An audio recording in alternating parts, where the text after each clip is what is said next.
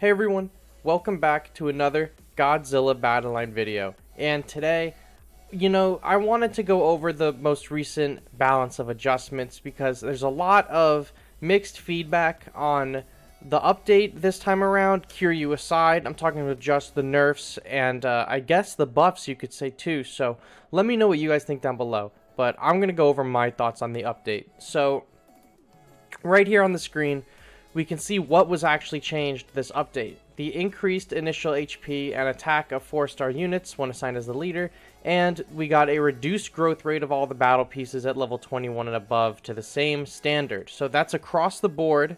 Everyone got the same buff and nerfs, I guess would be the term. I guess would be a nerf. Everyone across the board got the same nerf, right? But only leaders got a buff. So, I mean, I've been having a lot of success with Biollante leader, and I'm going to go over that in a second, why I've been having good success with her. But, I mean, you could say the same for most of the leaders now. Like, let's take a look at Kiryu for a second.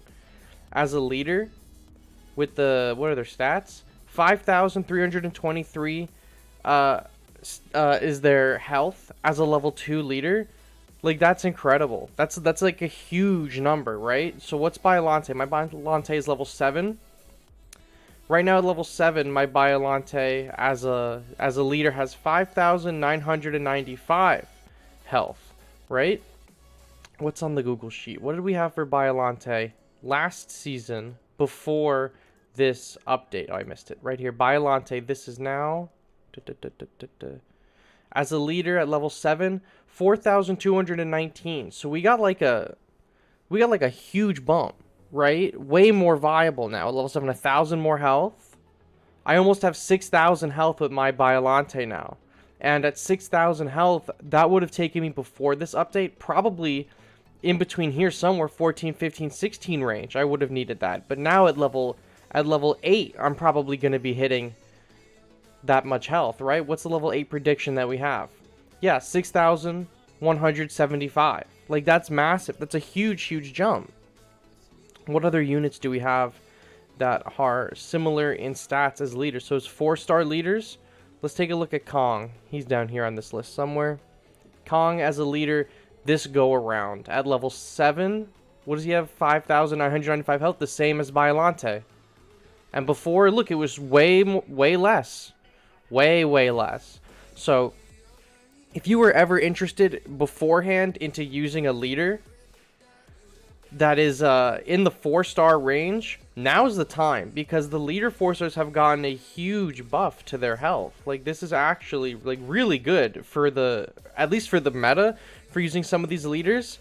They all are way more survivable now than they were previously. What's Batra's looking like? I feel like I missed Batra's stats completely over here. Alright, so this is the leader stats now, which are on my screen. What's mine? Level 4? So 5, 5, 3. Okay, I can add these stats in later. I'll do that in a second. Don't look at this right now. But this is correct. I'll have to add my stats in. What was it last season, level 4? 3,416. So you can see that there's just an insane increase, right? A massive, massive jump between leader HP now and then. So that is definitely something good if you want to use 4-star leaders. Now is the time. I definitely recommend experimenting with them. I've been having great success with Biollante leader and a deck that focuses on ranged attacking. It's been working wonders for me. Let's take a look at another leader. It's not a 4-star. So this is Godzilla. Actually, I guess we don't need to look at him as a leader. We can look at him as a unit. Godzilla 89. Let's find him on the chart. Godzilla 89. So this is his stats now as a unit at 27. I gotta change this because mine on my screen is correct. So I gotta put my own stats in here. But on screen you can see on the left my stats 5,121. Attack is 100 or 1,628. That's not gonna change. But what was my stats prior? Right? I think that all changes. Okay, so before the update at level 27. My Godzilla was at 5,866 HP and 1,864 attack. So honestly, my Godzilla didn't really drop too much in attack. That's like a 2% decrease, because it used to be beforehand it was like a 4% increase from like 22 to 23, 24, 25. Like, you can check it out, all the stats here. right? You can feel free to check out this link. It'll be in the description. It always is whenever I bring it up. But you can totally see it's not that much of a drop-off. And it is unfortunate because there are people like the whales and people who are day one grinders like myself who grind for these high ranks and then only for it to be cut short. But really, you're only out 2%. At like the most, I think, I don't even think it's going to encroach to 4. Maybe 3% is the highest it goes, but it's like a 2% drop off. And honestly, I don't think this is a bad idea. The update itself, when it first dropped, I was not a fan of the update or of what it could have entailed, but honestly, you don't really have to worry about too much because it only changed the stats for units after level 21. So if you're like an early game player, like this is not even going to affect you at all. If you just started playing like last season and you haven't gotten a level 20 piece, like this update doesn't affect you at all. This update only really affects the whales and the long time players, but even so, it shortens the gap between those two types of players. You know, whales pay to get level 30 pieces. Okay, so now once they have max, this update, in my opinion, I think overall is a good thing. I'm having a hard time getting all my thoughts across, but the gist of it is the gap between free-to-play and whales has just gotten smaller. You know, they could have done a buff to all the level 30s, like level 25 and up are getting like a 4% increase, right? And makes it really difficult for people to compete. But now, with my deck as it stands, I can go up against people with level 30 pieces and win.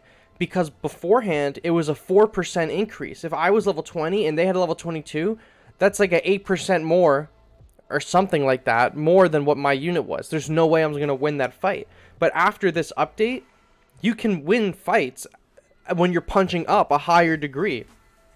It's especially good for newer players and players that are players that are just starting, obviously, but also players that have been playing a long time but don't have max and haven't been whaling. I mean, free-to-play players. A lot of this is good, I think. I think the only negatives is that feels bad for whales and long-time players to have all their hard work cut short. But it's only 2% across the board. And the fact that it looks like it's a 2% nerf across the board means, honestly, the meta really has not shifted. In terms of what battle pieces are in play, everything is just as viable or not viable as it was in the previous season. Now, I would think the deciding factor is what leader you're using, right? Because now more leaders are viable than before. You have more options on what abilities you're trying to run. Like, for example, I'm running Biollante as my leader. Her special move for 1 energy, which is great, and a 60-second cooldown, which is fantastic, is deal 200 damage in a straight line, which is whatever, and increase the movement speed and bodies of water to allied ground units on battlefield by 300%. I'm not interested in that. And increases damage dealt by allied long-range attacking units on the battlefield by 20% for 45 seconds is huge. That's a great buff. Look at my deck. Kiryu, long range. Terrestrius, long range. Hedera, long range. Super X, long range. Manila, long range. Mega Gearus is my aerial tank, and Jet Jaguar is there on the ground, basically just eat shots while my Terrestrius evolves, or to protect Hedera or something while I'm doing range damage. I can get a 20% damage buff that lasts for 45 seconds every minute, right? If I'm fast enough, I can do it 5 times in a match. And when I have Ultima on the board, Super X on the board, Hedera on the board, and Manila on the board, that is a really tough barrier to break. So much damage getting pumped out before some units even make it to my team, right? That's insane. So, like, I was not really an advocate for Kiryu being a unit, and Super X is really situational, but with this deck, both of them are really solid to use. Like, I haven't really been seeing any drawbacks to using either of them with this deck. Sure, maybe I could throw in my level 6 King Ghidorah instead of Kiryu, and I'm using Kiryu for the missions, and honestly, with the buff, he's doing solid work. Space Godzilla even, he has better stats now, and his ability, you know, 2 cost every 2 minutes, produces 6 crystals across the battlefield, and increases damage dealt by allied units near the crystals by 20%. The meta now is not so much revolving around the individual pieces, where it could be like you could just use a G89 leader or a Mecha Godzilla leader or a Gigan leader, and then, you know, you're just basically counting on your units. Now, in my opinion, the meta more revolves around what leader you're picking and how your deck is synergizing with your leader. Because of the increased leader stats, even the newest players with the lowest level 4-star leaders can still use them and find viability, which I think overall is a great thing. So to summarize my thoughts, overall, update good. Feels bad, though, for long-term players in Wales. Overall, the health of the game and the balance of the game battles, I think this is a good thing. It's bringing free-to-play and Wales more closer in terms of combat and skill.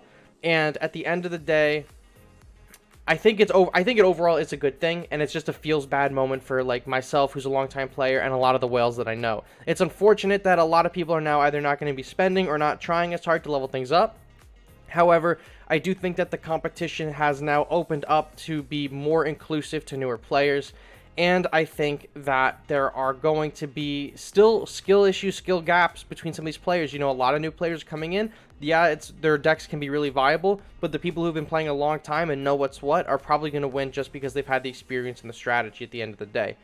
Hopefully, Toho adds more things for us to whale on to get some of the whales back. You know, you don't want the game to lose revenue, and you don't want it to be entirely free to play. Yes, the ads help, but I hope maybe we can get some more stuff later on. Godzilla was nice, but it's not very good.